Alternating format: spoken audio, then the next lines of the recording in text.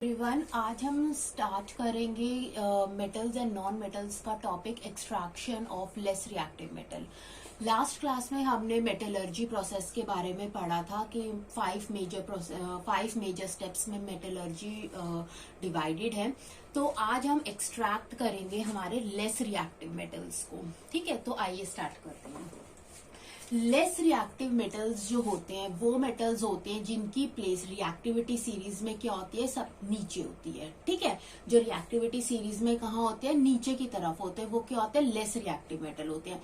तो आज जो हमने एक्सट्रैक्शन देखना है वो हम देखेंगे मरकरी का फॉर्मूला क्या होता है, Hg। ठीक है, और मरकरी के एक्सट्रैक्शन देखेंगे एंड कॉपर के एक्सट्रैक्शन देखेंगे। फॉर्मूला क्या होता है, Cu। तो हम स्टार्ट करते हैं एक्सट्रैक्शन ऑफ मरकरी।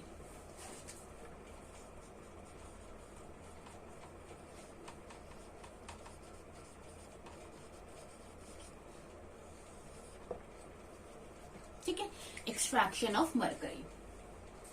अब देखो, जो मरकरी होता है, हमें मरकरी मेटल को एक्सट्रैक्ट करना है तो इसका ओर होगा, तो हम मरकरी को एक्सट्रैक्ट करते हैं मरकरी के ओर से। तो कौन सा ओर हम यूज करते हैं, सिनाबार। ये ओर होता है मरकरी का। ठीक है, सिनाबार का फॉर्मूला होता है HgS। इसको HgS, ये एक सल्फाइड ओर है, इसको हम मरकरी सल्फाइड कहते हैं। क्या कहते हैं, मरकरी सल्फाइड। तो इस ओर से हम मरकरी मेटल को क्या करते हैं, एक्सट्रैक्ट करते हैं। तो मेटलर्जी का जो वेरी फर्स्ट स्टेप होता है, उस स्टेप को हम क्या कहते हैं, क्रशिंग ऑफ ओर, क्रशिंग या फिर ग्राइंडिंग ऑफ ओर। इसमें हम क्या करते हैं कि जो हमारा ओर होता है, यहाँ पर हम कौन सा ओर यूज कर रहे हैं, सिनाबार। फॉर्मूला क्या है, HgS, मरकरी सल्फाइड। तो हम ये जो ओर होता है ये बिग पीसीज में प्रेजेंट होता है। हम इसको क्या करते हैं, इसकी क्रशिंग करते हैं बाय यूजिंग ग्राइंडर्स या रोलर्स, और इसको स्मॉलर पीसीज में क्या कर देते हैं, कन्वर्ट कर देते हैं। सेकेंड स्टेप क्या होता है मेटलर्जी में, concentration of ore. Concentration of ore, इसको हम एनरिचमेंट ऑफ ओर भी कहते हैं या फिर ड्रेसिंग ऑफ ओर भी कहते हैं। इसके अंदर हम क्या करते हैं कि जो हमारा ओर होता है उसमें से हम उसकी इम्प्यूरिटीज को अलग करते हैं। ये बहुत ही इनिशियल स्टेप होता है प्यूरिफिकेशन का। ठीक है, अब हमें अगर हम अपने ओर में से इम्प्यूरिटीज जैसे कि गैंग पार्टिकल्स हो गए या फिर सैंड पार्टिकल्स हो गए, हम या मॉइस्चर हो गए, इनको अगर हम अलग कर देंगे तो हमें greater probability, greater concentration of metal का ओर हमको मिलेगा। ठीक है, नेक्स्ट स्टेप होता है जहां से मेटलर्जी स्टार्ट होती है कि अभी जिस ओर को हमने क्या किया है, जिसमें से हमने जिसकी इम्प्यूरिटीज को अलग किया है, अब हम इस ओर को किस में कन्वर्ट करते हैं, conversion of ore into metal oxide. हम मेटल ऑक्साइड में क्या करते हैं, कन्वर्ट कर देते हैं। मेटल ऑक्साइड में हम इसलिए कन्वर्ट करते हैं क्योंकि मेटल ऑक्साइड से मेटल को निकालना इजी होता है by the process called reduction, और उसके लिए हम रिड्यूसिंग एजेंट्स को यूज करते हैं। अब हम ओर को मेटल ऑक्साइड्स में कैसे कन्वर्ट करते हैं, दो इसके प्रोसेस होते हैं। कौन कौन से होते हैं, रोस्टिंग होता है और क्या होता है, कैल्सिनेशन होता है। ठीक है, और रोस्टिंग लेना है या कैल्सिनेशन मेथड यूज करना है, ये डिपेंड करता है कि हमारे पास किस टाइप का ओर है। कैल्सिनेशन हम उन ओर्स के लिए यूज करते हैं जो कि कार्बोनेट ओर्स होते हैं। रोस्टिंग हम सल्फाइड ओर्स के लिए यूज करते हैं। अब हमारा जो मरकरी का ओर है वो क्या है, मरकरी सल्फाइड। ये एक सल्फाइड ओर है, तो इसके लिए हम कौन सा प्रोसेस यूज करेंगे, हम रोस्टिंग यूज करेंगे। ठीक है, क्योंकि रोस्टिंग ऐसा प्रोसेस है जो कि सल्फाइड ओर्स के लिए यूज होता है। तो हमारा मरकरी ओर है, डेट इज HgS। रोस्टिंग क्या होती है, in the presence of oxygen होती है। ऑक्सीजन की प्रेजेंस में हम ओर को क्या करते हैं, हीट करते हैं, और हीट करने पे हमें क्या मिलता है, ऑक्साइड मिलता है मेटल का। हमें यहाँ क्या मिला, मरकरी ऑक्साइड मिला, प्लस सल्फर डाइऑक्साइड गैस क्या होती है, इसमें रिलीज होती है। इस इक्वेशन को आप क्या कर लो, बैलेंस कर लो, तो 2 आ जाएगा, 2, 2 एंड 3। तो यहां से इस स्टेप से हमको क्या मिल गया, हमारा मेटल ऑक्साइड मिल गया। ठीक है, फोर्थ स्टेप जो होता है मेटलर्जी का, जब हमें इस मेटल ऑक्साइड को क्या करना है, इसका रिडक्शन करना है। So reduction of metal oxide.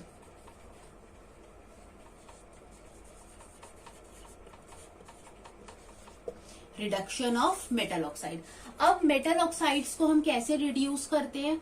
अब एक चीज, reduction of metal oxide, reduction का क्या मतलब होता है? Removal of oxygen, removal of oxygen.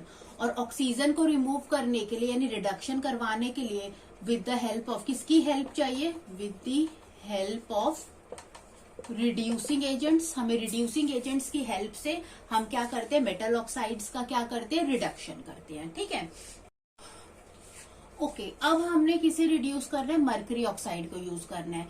अब ये जो मरकरी का ऑक्साइड है, क्योंकि मरकरी मेटल का ऑक्साइड है, ये क्या होता है? लेस रिएक्टिव मेटल है। लेस रिएक्टिव मेटल यानी ये लेस स्टेबल होता है। लेस स्टेबल का मतलब क्या होता है कि इसको रिड्यूस करने के लिए, इस लेस स्टेबल का मतलब है कि अगर हमें इसका रिडक्शन करना है तो इसके लिए हमें किसी भी रिड्यूसिंग एजेंट की कोई जरूरत नहीं है। सिंपल हीटिंग से ही क्या हो जाएगा? हमें इससे मरकरी मेटल एक्सट्रैक्ट हो जाएगा। सो HgO को अगर हम सिंपली हीट करेंगे तो हमें क्या मिल जाएगा? मरकरी में मिल जाएगा, यहाँ पर ऑक्सीजन गैस मिलेगी। ठीक है, तो इसको क्या कर लो आप? बैलेंस कर लो। तो यहां से हमें क्या मिल गया? हमारा मेटल मिल गया, मरकरी मेटल मिल गया। तो ये हो गई मरकरी की, क्या हो गई? एक्सट्रैक्शन हो गई। नेक्स्ट स्टेप क्या होता है? रिफाइनिंग होता है, जिससे हमें 99.9% प्योर मेटल हमको मिलता है। ठीक है, तो जो भी लेस रिएक्टिव मेटल्स, उनके ऑक्साइड का रिडक्शन करने के लिए हमें किसी भी रिड्यूसिंग एजेंट्स की जरूरत नहीं होती है। उनको सिंपली हीट कर उसमें से मेटल को एक्सट्रैक्ट कर लिया जाता है। क्यों? क्योंकि वो बहुत ज्यादा लेस स्टेबल होते हैं। उनकी एफिनिटी ऑक्सीजन के लिए इतनी ज्यादा स्ट्रांग नहीं होती, बहुत वीक एफिनिटी होती है। इसीलिए वो सिंपल हीटिंग से ही क्या हो जाते हैं? एक्सट्रैक्ट हो जाते हैं। ओके, नेक्स्ट एक्सट्रैक्शन हमने देखनी है कॉपर। कॉपर भी क्या है? एक लेस रिएक्टिव मेटल है। तो इसके अंदर हम सबसे पहले हम इसकी मेटलर्जी के प्रोसेस पढ़ते हैं, लेकिन हम इसमें कॉपर का कौन सा ओर यूज करेंगे इसके एक्सट्रैक्शन के लिए? कॉपर का हम ओर लेंगे, उस ओर का नाम होता है copper glance. Copper glance formula होता है CuS। ये भी क्या है? एक सल्फाइड ओर है। तो इस ओर से हम अपने कॉपर मेटल को क्या करेंगे? एक्सट्रैक्ट करेंगे। ये कैसा ओर है? एक सल्फाइड ओर है। तो फर्स्ट स्टेप क्या होता है? क्रशिंग या फिर ग्राइंडिंग, जिसमें हम बिग पीसेस को स्मॉल पीसेस में क्या करते हैं? कन्वर्ट कर देते हैं। सेकेंड स्टेप क्या आता है? Concentration of ore. Concentration of ore में क्या होता है? इनिशियल स्टेप होता है प्यूरिफिकेशन का, जिसके अंदर से हम सैंड, गैंग पार्टिकल्स या फिर मॉइस्चर, इन इम्प्यूरिटीज को अलग करते हैं ताकि हमें अच्छा कंसंट्रेशन ऑफ मेटल हमारे ओर में मिल सके। थर्ड स्टेप जो होता है, थर्ड स्टेप क्या होता है? Conversion of ore into metal oxide. Conversion of ore into metal oxide, इस प्रोसेस को करने के लिए हमारे पास दो तरीके होते हैं। या तो हम रोस्टिंग अपनाएं या फिर हम कैल्सिनेशन अपनाएं। ये दोनों प्रोसेस डिपेंड करते हैं कि हमारा ओर कैसा है। अब यहाँ पर जो हम कॉपर का ओर यूज कर रहे हैं वो एक सल्फाइड ओर है, क्योंकि इसका फॉर्मूला क्या है? CuS। ठीक है, तो ये एक सल्फाइड ओर है। तो इसके लिए अब सल्फाइड ओर्स के लिए हम कौन सा प्रोसेस यूज करते हैं? रोस्टिंग करते हैं। ठीक है, और रोस्टिंग किसमें होती है? In a presence of oxygen होती है। ठीक है, तो ओर को in a presence of oxygen heat किया जाता है और उसको ऑक्साइड में क्या किया जाता है? कन्वर्ट किया जाता है। तो हमने CuS ले लिया, ये ना प्रेजेंस ऑफ ऑक्सीजन होता है। हम प्रेजेंस ऑफ ऑक्सीजन में हम अपने ओर को क्या करते हैं? हीट करते हैं, और हमें यहाँ पर क्या मिल जाएगा? CuO मिल जाएगा, और SO2 गैस क्या हो जाएगी? यहाँ पर रिलीज हो जाएगी। ठीक है, अब ये इक्वेशन बैलेंस नहीं है तो आप इसे बैलेंस कर लो। तो 2, 3, 2 और यहाँ पर ये 2 आ गया। ठीक है, अब इस स्टेप से हमें क्या मिल गया? हमारा मेटल ऑक्साइड मिल गया। नेक्स्ट स्टेप क्या होता है? Reduction of metal oxide. Reduction of metal oxides. ठीक है, अब मेटल ऑक्साइड्स को वही कैसे रिड्यूस करते हैं? By the use of reducing agents. अब कॉपर ऑक्साइड है, कॉपर ऑक्साइड को रिड्यूस करने के लिए हम रिड्यूसिंग एजेंट्स यूज कर सकते हैं। कार्बन यूज कर सकते हैं कोक की फॉर्म में, कार्बन मोनोऑक्साइड या फिर H2। इसकी प्रेजेंस में हम अपने कॉपर ऑक्साइड को क्या कर सकते हैं? रिड्यूस कर सकते हैं। तो CuO लिया, जब हमने इसे कोक, जो एक कार्बन है, उसकी प्रेजेंस में क्या है, तो कार्बन की एफिनिटी ऑक्सीजन के लिए ज्यादा होती है, तो ये कार्बन मोनोऑक्साइड सी, जो कार्बन होगा ऑक्सीजन के साथ बॉन्ड बनाएगा, कार्बन मोनोऑक्साइड फॉर्म कर मिले, कार्बन मोनोऑक्साइड बनाएगा और हमें यहाँ से क्या एक्सट्रैक्ट हो जाएगा, कॉपर मेटल एक्सट्रैक्ट हो जाएगा। CuO को आप CO कार्बन मोनोऑक्साइड से भी करोगे तो हमें यहाँ पर carbon dioxide plus copper metal मिल जाएगा। CuO को हम H2 के साथ भी करेंगे तो भी हमें यहाँ पर वाटर मिल जाएगा और कॉपर यहाँ से क्या हो जाएगा, एक्सट्रैक्ट हो जाएगा।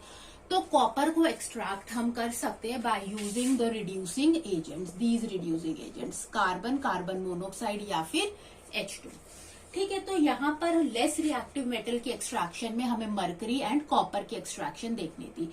इसका लास्ट स्टेप क्या होता है, रिफाइनिंग होता है, जहां पर हम इलेक्ट्रो रिफाइनिंग मेथड हम यूज करते हैं और जहां से हमें 99.9% प्योर मेटल मिलता है। अगर आपको इलेक्ट्रो रिफाइनिंग मेथड के बारे में स्टडी करना है तो आप हमारी प्रीवियस वीडियो को जरूर व्यू करें।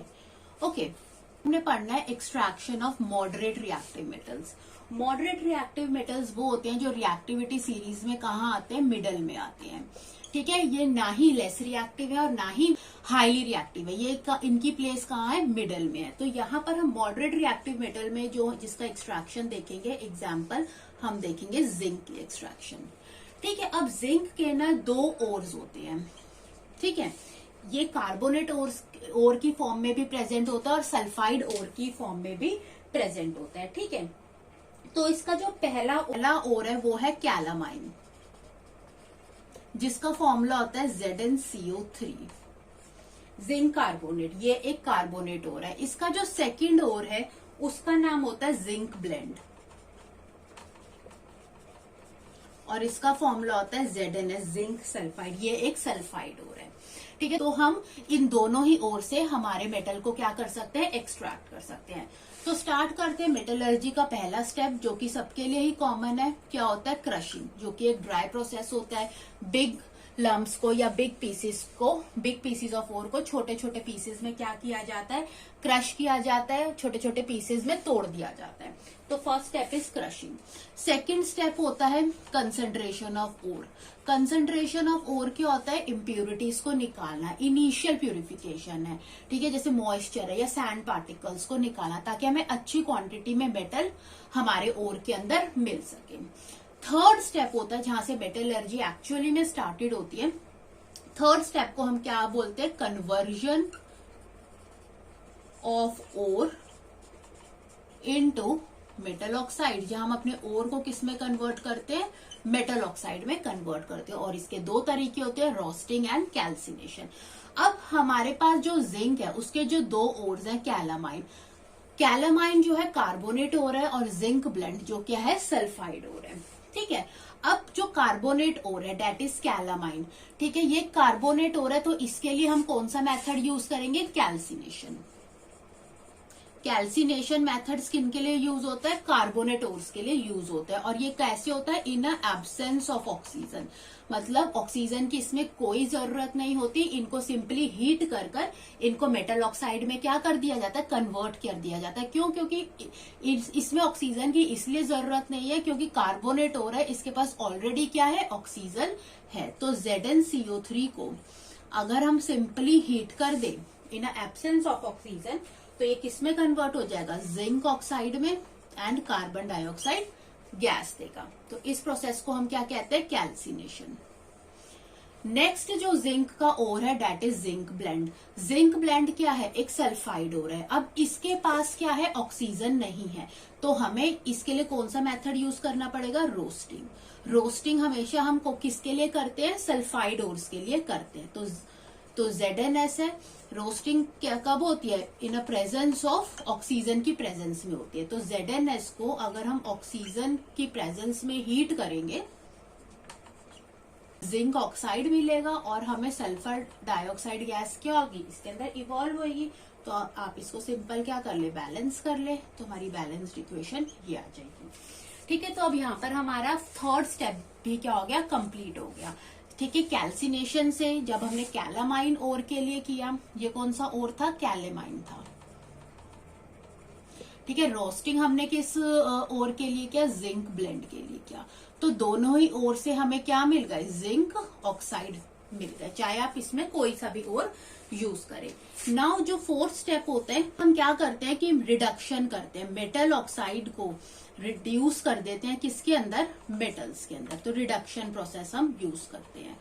ठीक है, अब हमने अपने प्रीवियस जब हम मेटलर्जी पढ़ रहे थे तब हमने पढ़ा था कि जो जिंक के ऑक्साइड्स होते हैं उनको केवल कार्बन जो होता है ना वही रिड्यूस कर सकता है। तो कार्बन ही रिड्यूसिंग एजेंट हम जिंक ऑक्साइड को रिड्यूस करने के लिए लेते हैं। ठीक है, तो ZnO को कौन रिड्यूस करता है, कार्बन, जो कि कोक की फॉर्म होता है, कोक की फॉर्म में होता है। इसको H2 या कार्बन मोनोऑक्साइड रिड्यूस नहीं कर सकता। ठीक है, तो कार्बन ने जब इसको रिड्यूस किया तो कार्बन की एफिनिटी ऑक्सीजन के लिए ज्यादा थी, तो उसने कार्बन मोनोऑक्साइड बनाया और हमें क्या मिल गया यहाँ से, जिंक मेटल। मेटल भी क्या हो गया, एक्सट्रैक्ट हो गया। और नेक्स्ट स्टेप क्या होता है, रिफाइनिंग होता है, जिसमें हमें 99.9% हमें प्योर मेटल मिलता है। ठीक है, तो यहाँ पर आज हमने दो तरीके के मेटल्स की, जो कि मॉडरेट रिएक्टिव मेटल्स थे और लेस रिएक्टिव मेटल्स थे, उनकी एक्सट्रैक्शन पढ़ी। नेक्स्ट वीडियो में हम देखेंगे the extraction of highly reactive metal, जिसके अंदर हमने एल्यूमिनियम की एक्सट्रैक्शन को स्टडी करना है। तो आपको पसंद आया हो ये वीडियो तो आप इसे जरूर लाइक करें एंड सब्सक्राइब करें। प्लस इस वीडियो को देखने से पहले आप metallurgy part 1 and metallurgy part 2 को जरूर देखें, तभी आपको ये वीडियो अच्छे से समझ आएगी। Thanks for watching.